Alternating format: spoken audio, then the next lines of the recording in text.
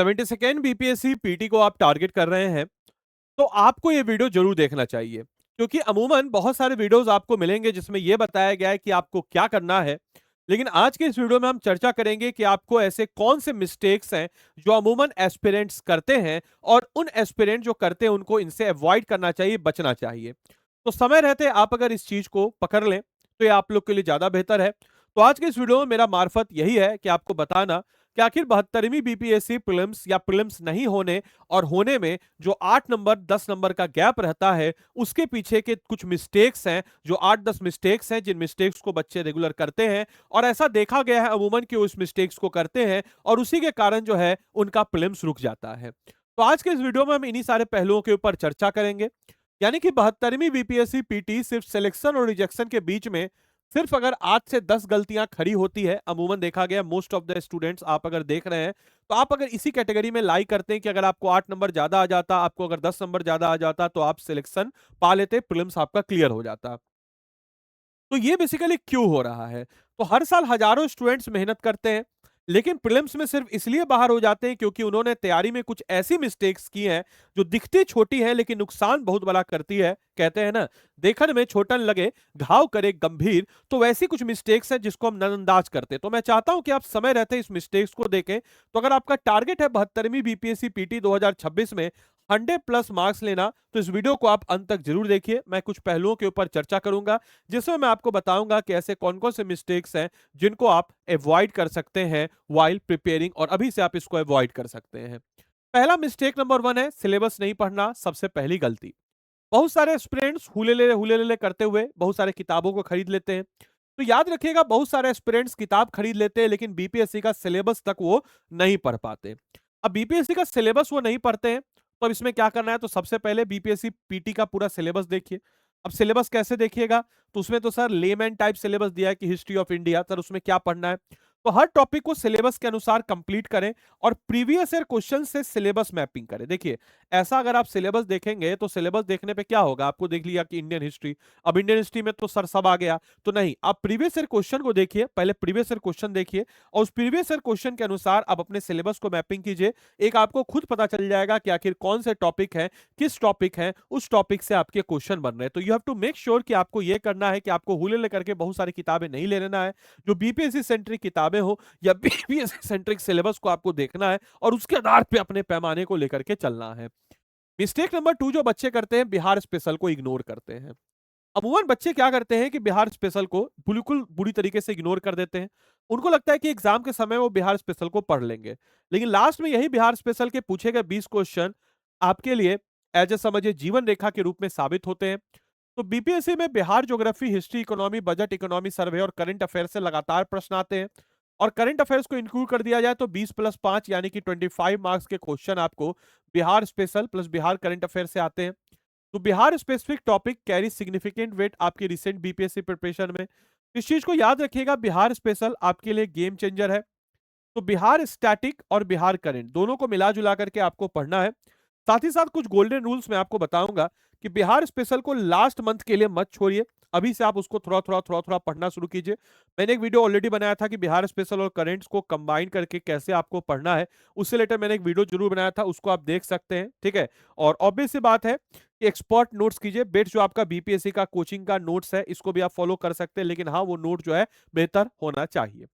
जैसे अगर आप मेरे 10 बजे वाली क्लास को फॉलो करते हैं, हालांकि 2 दिन से क्लास हुई नहीं है बट मंडे से रेगुलर होगी, तबियत थोड़ी सी ठीक नहीं है, तो अगर आप उसको फॉलो करते हैं, बिहार एक झलक, उसको फॉलो कीजिए। कुछ थोटकल चीजें भी आपको देते रहता हूं, उसको भी फॉलो अप कीजिए। मिस्टेक नंबर 3 यानी कि करंट अफेयर सिर्फ पीडीएफ से पढ़ना, करंट अफेयर्स की गलत स्ट्रेटजी। सबसे गलत स्ट्रेटजी है करंट अफेयर्स को पीडीएफ से पढ़ना। आप लोग हमेशा देखते होंगे पीडीएफ पीडीएफ पीडीएफ पीडीएफ हो हल्ला मचाते होंगे, पीडीएफ दे दिए, पीडीएफ पढ़े। पीडीएफ आपके फोन में बहुत सारा है, बहुत सारा आपके फोन में पीडीएफ है। तो आज तक जब उसी स्ट्रेटजी से आप पढ़ते आए हैं तो आपका आज तक सिलेक्शन नहीं हुआ, तो कल कैसे हो जाएगा उसी सेम स्ट्रेटजी से? तो पीडीएफ से बेहतर है हैंड रिटेन नोट्स बनाइए। जो करंट अफेयर्स का पॉइंट है उसको पढ़िए, जो इंपॉर्टेंट लगे प्रीलिम्स के लिए प्रीलिम्स का बनाइए। स्टैटिक और करंट को आपस में लिंक कीजिए, मतलब स्टैटिक को करंट के साथ लिंक कीजिए, क्योंकि जब तक आप करंट को स्टैटिक के साथ लिंक नहीं करेंगे तब तक आपका वो अप्रोच डेवलप नहीं होगा, और वो अप्रोच जब तक डेवलप नहीं होगा तो कहीं ना कहीं आप जो है लॉस में चले जाएंगे। तो बिहार करंट अफेयर्स अलग नोट करें, यानी कि बिहार करंट अफेयर्स को अलग नोट करें, और रिवीजन सीट आप अलग से बनाएं। रोज सुबह 8 बजे इसी चैनल पर मैं जो है डेली करंट अफेयर्स आपके समक्ष लेकर के आता हूं, जिसमें मेरा अप्रोच होता है आपको मेंस और प्रीलिम्स यानी कि दोनों सेंट्रिक अप्रोच करना और आपको हाथ से लिख करके नोट्स को बनवाना करंट अफेयर्स का।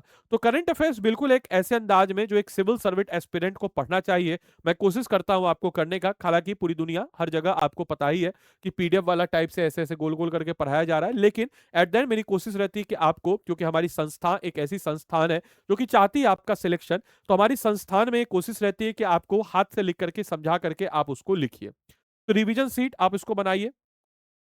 इसके बाद हम अगर बात करते हैं मिस्टेक 4 यानी कि बहुत सारे बुक्स खरीदना, रिसोर्स ओवरलोड करना, यानी कि 10 बुक पढ़ने से बेहतर है 2 बुक को 5 बार रिवाइज कीजिए, ये आपके लिए ज्यादा बेहतर होगा। तो रिसोर्स मैपिंग के लिए आप जब भी पॉलिटी के 1 स्टैंडर्ड बुक को रखिए, हिस्ट्री के लिए भी 1 स्टैंडर्ड बुक और प्रीवियस ईयर क्वेश्चन के आधार पर रिवाइज कीजिए, ज्योग्राफी के लिए एनसीईआरटी क्लास 11 12 और बिहार के नोट्स को रिवाइज कीजिए, बिहार स्पेशल के लिए 1 डेडिकेटेड बिहार सोर्स, अगर आप मुझे फॉलो कर रहे हैं गो फॉर इट।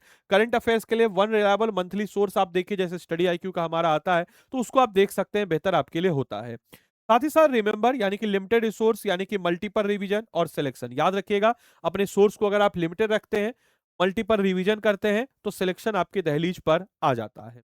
उसके बाद अगला मिस्टेक जो बच्चे करते हैं, प्रीवियस ईयर क्वेश्चन नहीं लगाते। उनको लगता है प्रीवियस ईयर क्वेश्चन लगा के क्या होगा। बाबू, previous year question just like ए नब्स, कोई एक्सपीरियंस डॉक्टर होता है, वो आपके नब्स को पकड़ के बता देता है गांव में कि भाई आपको कौन सी बीमारी है। तो ठीक उसी प्रकार से प्रीवियस ईयर क्वेश्चन ही ट्रेंड बताता है पिछले वर्षों के प्रश्न का, और प्रीवियस ईयर क्वेश्चन से ही हम लोग एफ वाई पी यानी कि फ्यूचर ईयर क्वेश्चन की तरफ बढ़ते हैं। तो प्रीवियस ईयर क्वेश्चन ही ट्रेंड बताता है पिछले वर्षों के प्रश्न, सबसे बड़ा रोड मैप क्या है। तो प्रीवियस ईयर क्वेश्चन को एनालिसिस करें टॉपिक वाइज, सब्जेक्ट वाइज, और Bihar special previous year question जो है ये क्या है सर, अलग से आपको करना है।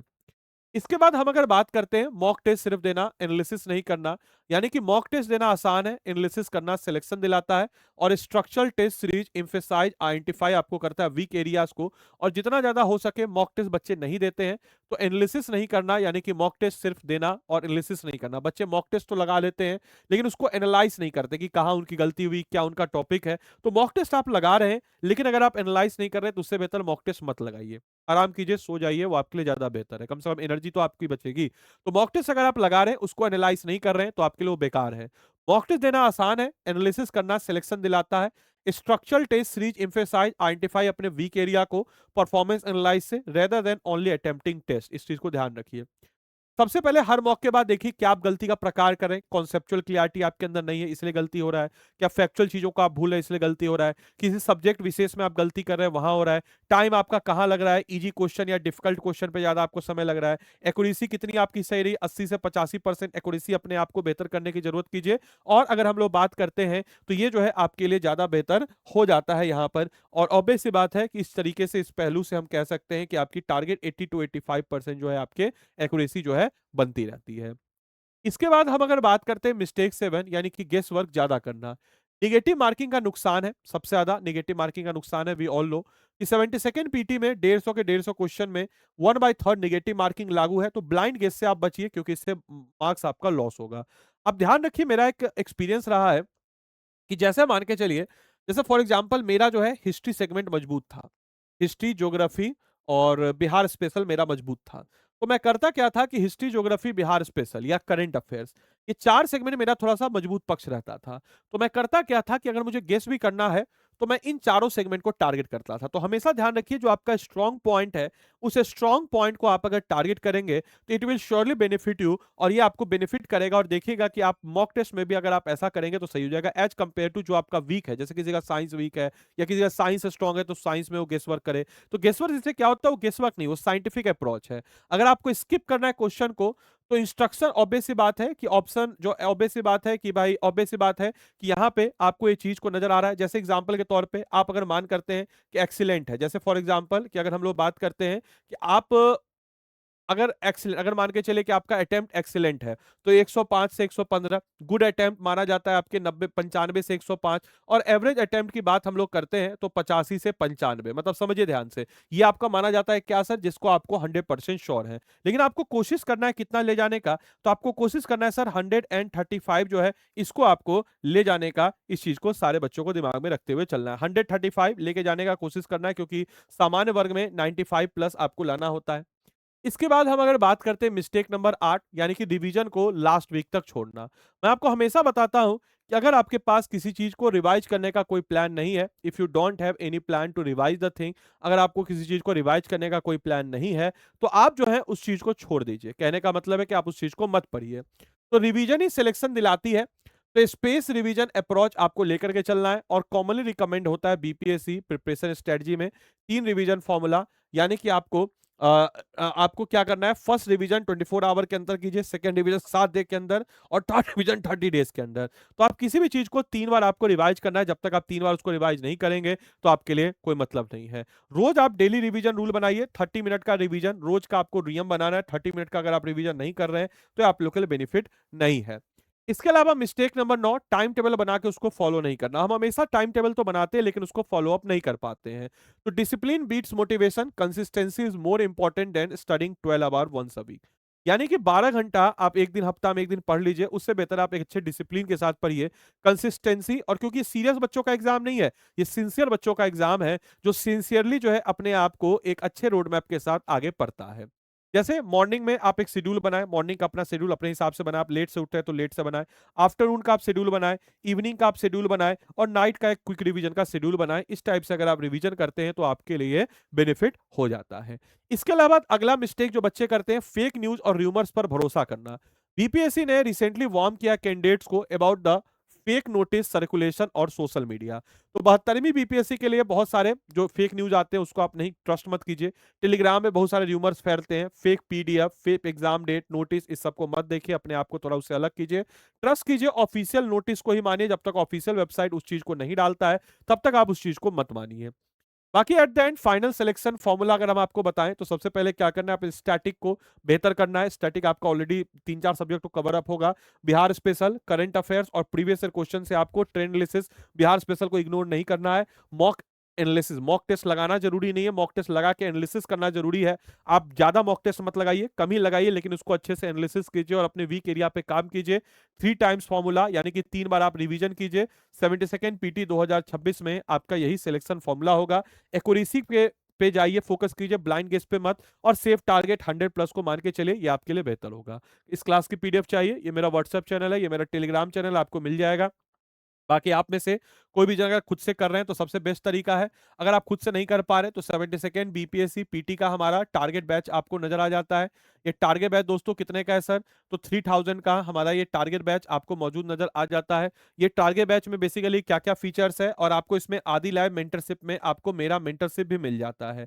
मेरे मेंटरशिप में हर टॉपिक का आपको हैंड रिटन नोट्स भी मिलता है। इस टाइप से आप देखिए, तो कभी भी आप कोर्स लीजिए तो इस चीज को आप इंश्योर करेंगे कि आप जो है हैंड रिटन नोट्स भी लेंगे। और हैंड रिटन नोट्स के लिए आपको आदि लैब, जो कि हिंदी इंग्लिश दोनों में आपको नजर आ जाता है, हिंदी इंग्लिश दोनों में आप देखेंगे तो आपको ये सारे टॉपिक जो है नजर आ जाते हैं। अब इस कोर्स की खास बात आपको बताते चले तो 400+ घंटे की लाइव क्लासेस में हम आपको पूरा का पूरा प्रीलिम्स कवर अप कराएंगे, जिसमें आपका history, polity, geography, economics, Bihar special, current affairs, general science, maths, reasoning, ये सारे के सारे सब्जेक्ट इसमें कवर अप हो जाते हैं 400+ घंटे की लाइव क्लासेस में। स्पेशल फोकस बिहार स्पेसिफिक पे होगा। Special coverage current affairs national और इंटरनेशनल बिहार पे होगा। क्रक्स लेक्चर नोट जो है आपका हिंदी और इंग्लिश का यहाँ पे आता है। इसके अलावा मॉड्यूल वाइज टेस्ट एवोल्यूशन, यानी कि आपको खुद को टेस्ट करने के लिए, यानी कि बीपीएससी आपको टेस्ट करे इससे पहले आप खुद को टेस्ट कीजिए। वीकली करंट अफेयर सेशन आपको नजर आ जाता है। Unlimited access to recorded class, कोई भी क्लास को अगर आप लाइव क्लास को मिस करते हैं तो अनलिमिटेड एक्सेस रिकॉर्डेड क्लास में आप दे देंगे। रेगुलर डाउट क्लियरिंग सेशन आपको नजर आ जाता है। रिकॉर्डेड बीपीएससी प्रीलिम्स बैच भी आपको नजर आता है। फ्री निर्णायक टेस्ट सीरीज, जो हमारा निर्णायक का टेस्ट सीरीज है वो इसमें हम इंक्लूड करा देते हैं। हमारा करंट अफेयर्स का रफ्तार बैच भी इसके इंक्लूड हो जाता है, और वैलिडिटी इसकी 12 महीने की होती है। इस टाइप से आपको मेरा हैंड रिटन नोट्स भी आपको इस टॉपिक का मिल जाता है, जो कि आपको प्रीलिम्स और मेंस दोनों के लिए होता है। तो ये आदि लैब में ही नजर आएगा। तो अगर आप इस बैच में इनरोल करना चाहते हैं तो आदि लैब से करें। ये मेरा नंबर है 8789847319। आप इस चीज को इंश्योर करेंगे कि आप आदि लैब लगाने में कोई दिक्कत हो तो इस नंबर पे आप मुझे व्हाट्सएप कर देंगे। अगर आपको इस बैच के साथ इनरोल करना है तो कैसे करेंगे, स्टडी आईक्यू के ऐप या वेबसाइट पे आप जाएंगे। स्टडी आईक्यू के ऐप या वेबसाइट पे जाने के बाद आप यहाँ पे क्या करेंगे, तो स्टेट पीसेस में बिहार, बिहार में आप देखिए यहाँ पे है आपका 72nd BPSC prelims crash course. Buy now पे जाएंगे। बाय नाउ पे जाने के बाद यहाँ पे आपका समझ क्या आएगा, ADILIV, आदि लाइव कोड लगाइएगा। ठीक है, याद रखिएगा कोड आपको क्या लगाना है, आदि लाइव। तो आदि लैब कोड जैसे ही आप लगाएंगे, देखिए 2999 में कोर्स हुआ, तो इस चीज को आप इंश्योर करेंगे कि कोड आपको क्या लगाना है, तो आदि लाइव ही लगाना है। तो आदि लाइव ही कोर्स आप लगाएंगे, तभी आपको मिलेगा इस कोर्स से रिलेटेड। बाकी कोई भी डाउट हो तो हमको इस नंबर पर व्हाट्सअप कीजिएगा, 8789847319। तो आदि लाइव ही कोड आपको लगाना है और हमको स्क्रीनशॉट भेज दीजिएगा। फिर कोई डाउट हो तो इस नंबर पर व्हाट्सअप कीजिएगा। बाकी आदि लाइव कोड लगा के आपकी तैयारी बेहतर तरीके से हो जाएगी। बाकी आप खुद से भी करना चाहें तो कर सकते हैं। दिस इज तरीका जो हम लोग आपको बताते हैं। अगर आप पेड बैच के साथ इनरोल करना चाहें तो कर सकते हैं, खुद से भी करना चाहें तो खुद से भी कर सकते हैं, चॉइस आपकी है। बाकी चलिए मिलते हैं अगले सेशन में, तब तक के लिए सारे बच्चों को bye bye, take care, thank you and thanks for watching this.